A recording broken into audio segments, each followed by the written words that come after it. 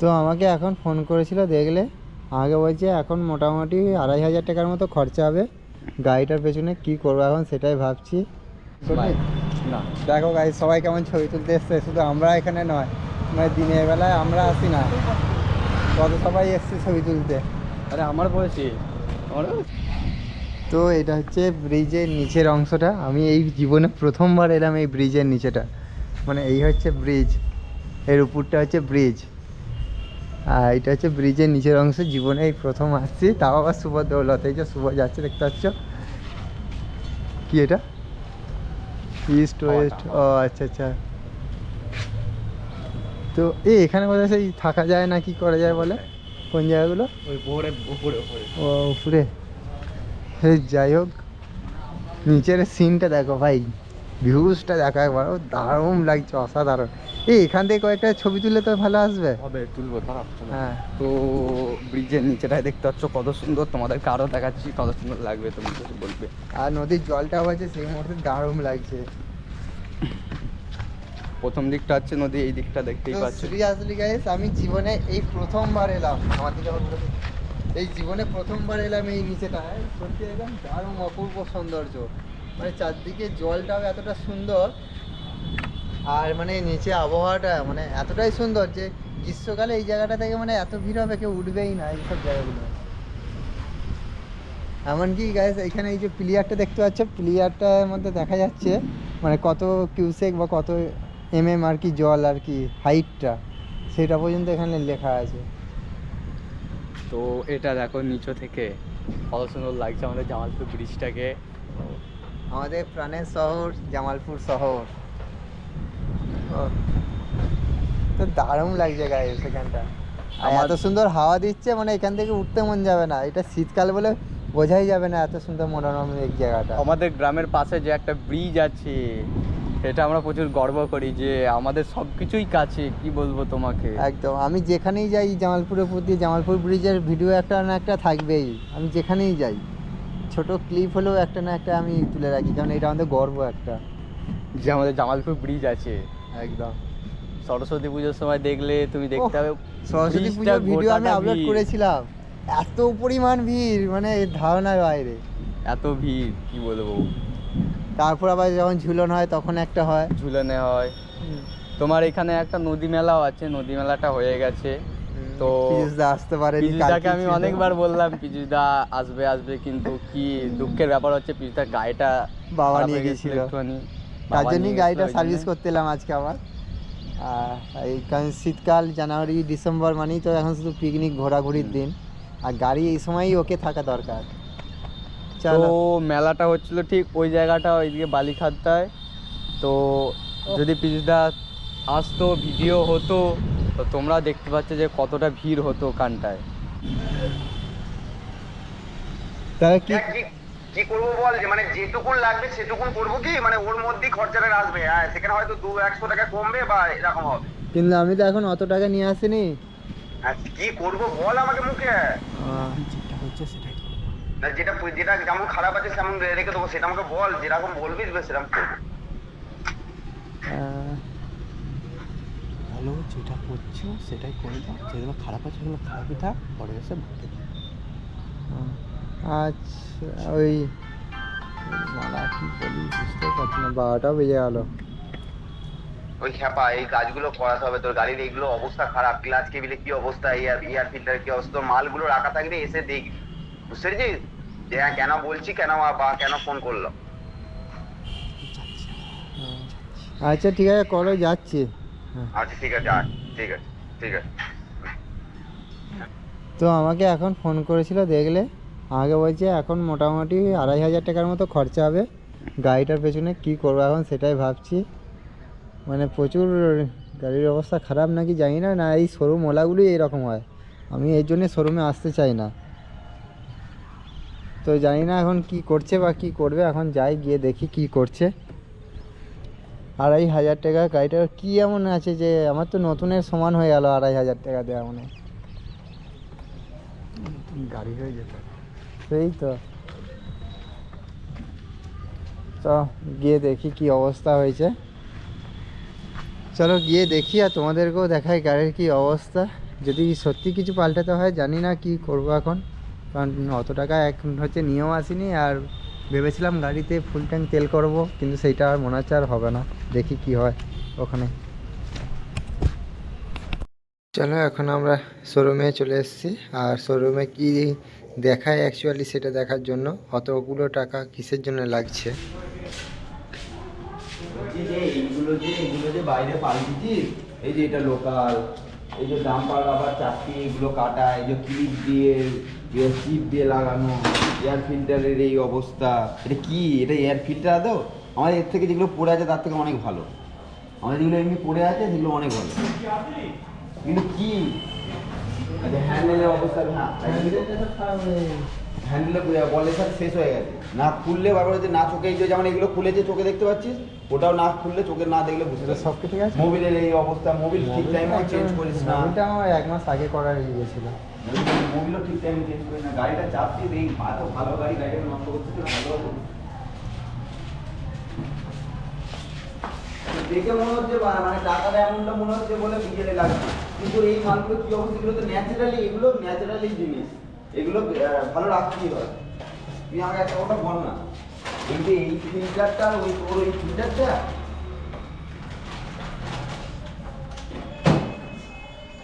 ওরা মাল লাগাস, এই ব্যাপার হচ্ছে 50 টাকা বেশি লাগবে অরিজিনাল লাগা। তুই এটা লাগিয়ে দিবি, একশো টাকা মধ্যে 210 টাকা বা 15 টাকা, এটা দাম আছে 290 টাকা দাম নেই আমার। তা জানি না, আর অরিজিনাল দাম হচ্ছে 200 টাকা। কি হচ্ছে মোটামুটি আমি তোকে বলে দিলাম। না মানে অ্যাকচুয়ালটা তাহলে আমি সেরকম আনতে আমি পারবো, অ্যাকচুয়ালটাই বললাম, আনতে হবে তো। 2 থেকে 2.5 এর মধ্যে পড়বে। হ্যাঁ, এবার সেখান থেকে হয়তো কমবে, বাড়বে। না তুমি অ্যাকচুয়ালি যদি জানতে চাইছি বলে দিতে তারা, একবার টোটাল বলে দিচ্ছি তারা, ও তো মাল নিয়ে যায়। এ সোনা, এ সোনা, ভাই তোর কাছে করা কেমন 2.5 40 টাকা।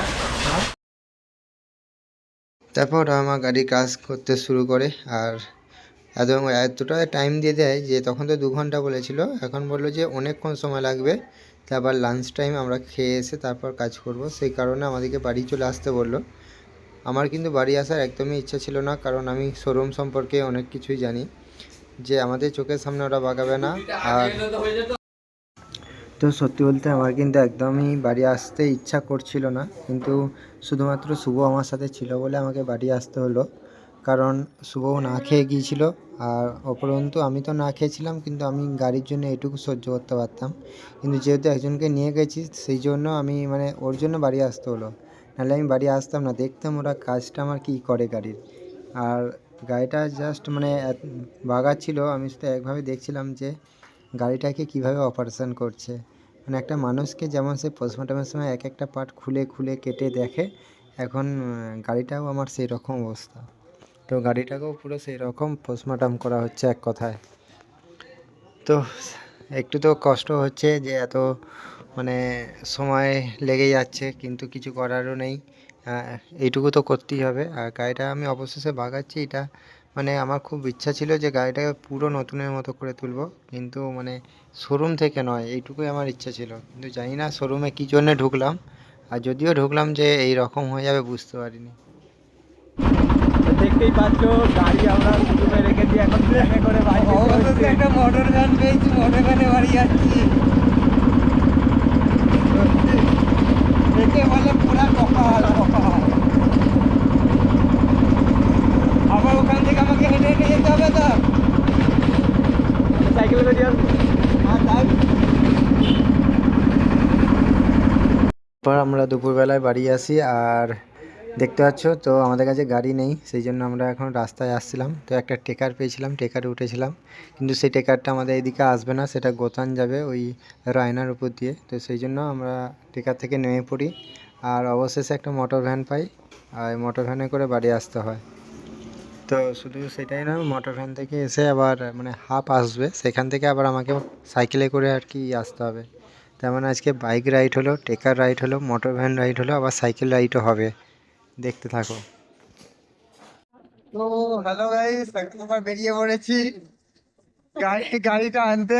কারণ অনেকক্ষণ পর আর কি 2-3 ঘন্টা পর গাড়ি থেকে বলেছিল, তো সেই কারণে বাড়ি চলে এসেছিলাম। এখন খাওয়া দাওয়া করে এখন যাচ্ছি। এখন আমার সাথে রয়েছে সায়ন। আর সায়নকে আমার অনেক ভিডিওতে দেখেছো, কারণ যেখানেই যেতাম যেতাম। এখন কাজের চাপে এখন আর যেতে পারে না। যাই হোক, এখন আবার গাড়িটা আনতে যাচ্ছি। এই কথাটাই বলা, ভীষণ মেরেই গাড়িটা করে দিয়েছি একদম শোরুমে। আর চলো গিয়ে তোমাদেরকে দেখাচ্ছি ক টাকা বিল হয়েছে। বিল শুনলে মাথা খারাপ হয়ে যাবে। ভাবলাম গাড়িতে তেল ভরবো রে, তো বন্ধ কর। তো তারপর আমি আর সায়ন যাই গাড়িটা আমার আনতে। আর এখানে দেখতে পাচ্ছ আমরা শোরুমে এসে গেছি। এখন হচ্ছে দুপুর 4টে বাজছে, কারণ আমাদেরকে 3:30 সময় আসতে বলেছিল যে 4টের মধ্যে চলে অবশ্যই আসবে, নাহলে কিন্তু শোরুম বন্ধ হয়ে যাবে। তো সেই জন্য আমরা ঠিক 4টের সময় চলে আসি এবং সায়নকে ফোন করি। ও বেচারি না খেয়ে আসে, কারণ ডিউটি থেকে ও এসেছিলো। এসে মানে খেয়েছে, কিন্তু সোয়েটার বইটার কিছু পরে আসেনি, কারণ আমি বললাম যে আমার শোরুমে দেওয়া আছে 4টের সময় যেতে হয়েছে, 4টের মধ্যে আমার গাড়ির কাজ কমপ্লিট হয়ে যাবে এবং যাবো আর গাড়িটা নিয়ে চলে আসবো। কিন্তু এখানে এসে দেখলাম যে গাড়ি তো দূরের কথা, মানে আমার গাড়িটা হাফ কাজ করে ফেলে রেখেছে। মানে আর কি আমাদেরকে দেখাবে যে আমার গাড়িটা আমার সামনেই তারা বাগাচ্ছে, এইরকম আর কি সিচুয়েশানটা করে রেখেছে। এবার অ্যাকচুয়ালি কী করে রেখেছে আমি সেটাও জানি না, আর আমি দেখিও নি। এসে শুধুমাত্র দেখলাম যে আমার কাজটা এখনও মানে বাকি পড়ে আছে, তাও হাফ করে ফেলে রেখেছে। তো আমরা যাওয়ার পর তারপর কাজ শুরু করে, তাও হাফ, মানে এরকম আর কি। তো সেই মুহূর্তে আমার প্রচণ্ড রাগও ধরে গেল, কারণ হচ্ছে এক তো আমরা না খেয়ে গেছি, মানে আমি বিশেষ করে না খেয়ে গেছি। আর সায়নও সোয়েটার টোয়েটার কিছু পরেনি। গেলাম যে গাড়িটা নেবো, চলে আসবো, বিল মেটাবো, ঠিক আছে, যা হয়েছে হয়েছে। কিন্তু ওখানে গিয়েও আমাদেরকে প্রায় আধ ঘন্টার উপরে মানে বসিয়ে রাখলো। আধ ঘন্টা কেন, 1.5 ঘন্টার উপরে আমাদেরকে বসিয়ে রেখেছে। আর আমরা যখন বেরোচ্ছি তখন অনেক সন্ধে হয়ে গেছে। তো তোমরা দেখো, এখনও কাজটাই আমাদের শুরু করেনি, মানে টুকটাক শুধু কাজ করেছে। তো আজ কি করব, মেনে নিতে হবে এই আর কি, নাহলে তো কখন বেরিয়ে চলে আসতাম। 2560 টাকা হয়েছে। বড় বড় ম্যাডাম, হ্যাঁ 2560 টাকা হয়েছে। আর এইটা কত লাগবে? এ শোনো, ফুটেজ কত আছে রে? 150 এখনো পর্যন্ত 2560 হয়েছে। তাহলে থাক, 100 টাকা নিয়ে এসেছি, 2600 টাকা নিয়ে এসেছি। ছেড়ে দাও, বিল বিল মেরে দাও। আর কি কি কাজ আছে বললে আমাকে, কাজগুলো একটু বলে দাও। এই রডটা ফেলে দিতে হবে। কেমন পড়বে? রডটা মনে হয় 1100 কত টাকা মনে হয়? 1100। তারপর মার্কার দিতে হবে। মাঠগার। আর আর সামনে মুখটা তুলে দেখা দিই দেখি। এমনি বলছি।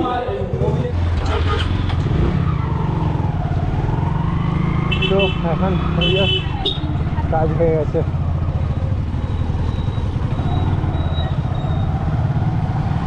তো এখন আমাদের কাজ হয়ে গেছে, এখন বাড়ি যাচ্ছি। যা মারার সে তো মেরেইছে, 3000 টাকা মেরে দিল ভাই। আমার সব এইটা রাগ না, আমার রাগটা কত জানিস তো, সেই 11টায় দিয়ে গেছি, আমাকে বললো যে 4টেই অফ করে দেবো। 4টের পর থেকে তাহলে এতক্ষণ আমাকে বসিয়ে রাখলো শুধু শুধু। এবার ধর তোর একটা মানে তুই সোয়েটার বইটার কিচ্ছু পড়িস নি, তোকেও বললাম যে আমার 4টে শোরুম বন্ধ। যদি তোকে না নিয়ে আসতেন তাহলে এতটাই চাপ থাকতো না। আমাকেও বললো যে 3টের মধ্যে চলে আসবে, তার জায়গায় হয়ে গেল ওটা 4টে। এখন কটা বাজছে? কটা বাজবে? হ্যাঁ কেন তোর গাড়িতে ঘড়ি লাগাস নি কেন? 6টা। তো যাই হোক, তো 6টা বাজছে, এতক্ষণ আমাদেরকে শোরুম থেকে ছাড়লো। ভাবলাম গাড়িতে ফুল ট্যাঙ্কি তেল করবো, সেটাও হলো না। তেলের টাকা সব গাড়ি খেয়ে নিল। এই যে ভাই দুই পৃথিবী। এই হচ্ছে সায়ন, আমাকে নিয়ে এসেছিল। না না চ, তোর ভিডিও করবো। আর গাড়িটা কী কী বাগিয়েছে সেটা তো দেখলে, এয়ার ফিল্টার এগুলো সব চেঞ্জ করেছে দেখলাম, ব্রেক শু পাল্টানো হয়েছে। এখন হচ্ছে গাড়িটা মাঝে মাঝে স্টার্ট অফ হয়ে যাচ্ছে, এটা কিসের জন্য, হয়তো মোবিলের জন্য হচ্ছিলো নাকি জানি না। তো মোবিলটা চেঞ্জ করা হলো, এখন দেখি দুদিন চালিয়ে কি হয়। আর হাইড্রোলিকগুলো তো পাল্টিয়েছে।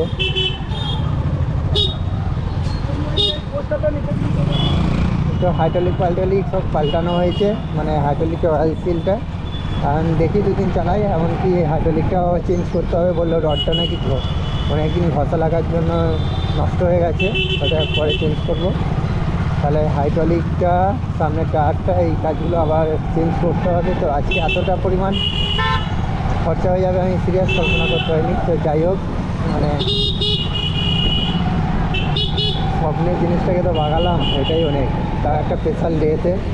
তো এই দিনটা আমার কাছে এমনি স্মরণীয় হয়ে থাকবে বার্থডে হিসাবে। আর লং ভিডিও করব না, তো ভিডিও এমনি অফ করতে হবে, কারণ অনেক বড় ভিডিও হয়ে গেছে আজকে। দেখতেই পাচ্ছ সকাল থেকে মানে অনবরত আজকে ক্যামেরাটা অন হয়ে গিয়েছে, আর ক্যামেরার চার্জও শেষ।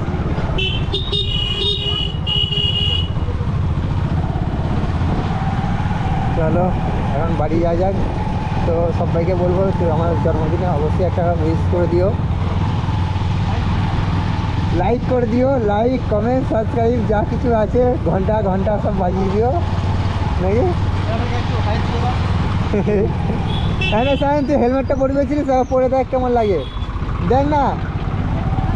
না না, তোরা যত পড়বি ততই তো হেলমেটটা দোকানদারগুলো বিক্রি করবে।